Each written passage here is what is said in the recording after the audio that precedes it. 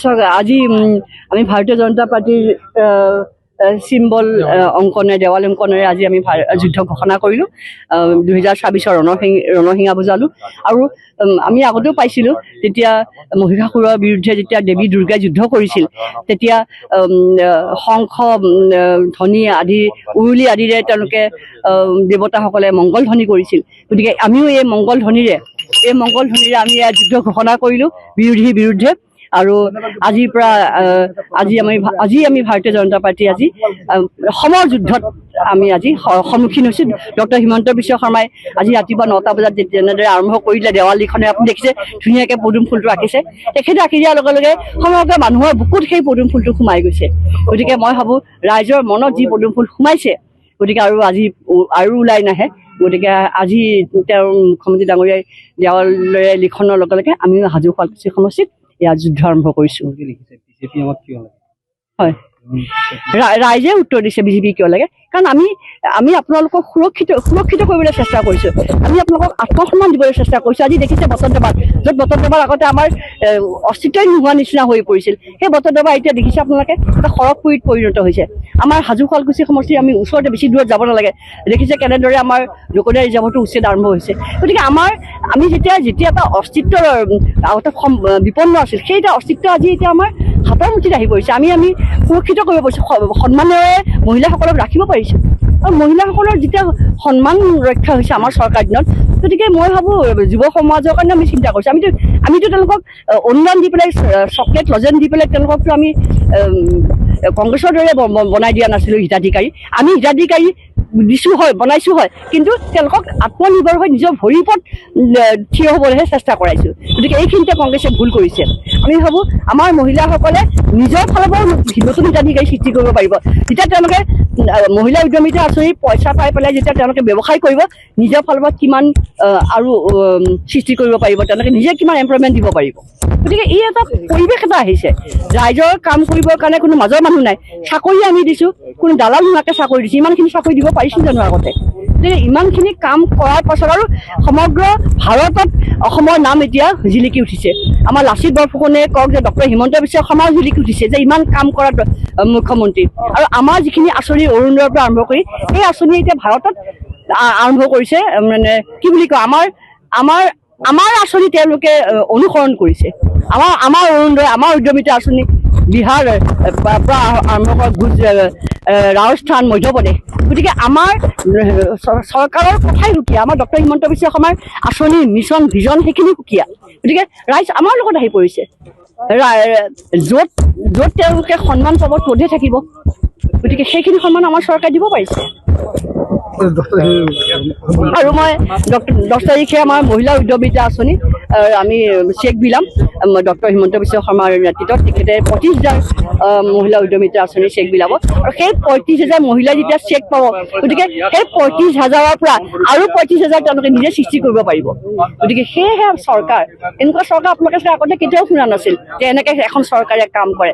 মই বহুত ভাগ্যৱান যে ডক্টৰ হিমন্ত বিশ্ব শৰ্মাৰ নেতৃত্বাধীন চৰকাৰৰ এজন বিধায়ক হিচাপে মই বহুত ভাগ্য কৰিহে মই ভাবিছোঁ মই এই স্থান লাভ কৰিবলৈ সক্ষম হৈছোঁ, য'ত ৰাইজে ইমান কাম কৰিছে। আগৰ দিনত বিধায়কসকলে খেদা খায়, কাম নকৰা বিধায়কবিলাকে কিমান খেদা খায়।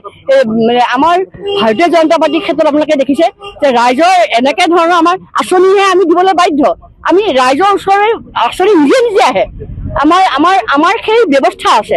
গতিকে ইয়াত যেতিয়া আমাৰ ভাৰতীয় জনতা পাৰ্টিৰ মুখ্যমন্ত্ৰী নিজে কৈছে আমাৰ ভাৰতীয় জনতা পাৰ্টিৰ প্ৰতিজন বিধায়কে ইমান কাম কৰিছে, আমি কাক চাম কাক নাচাম। গতিকে সেয়েহে আমি কৰ্তব্য হিচাপে কাম কৰোঁ। কিছে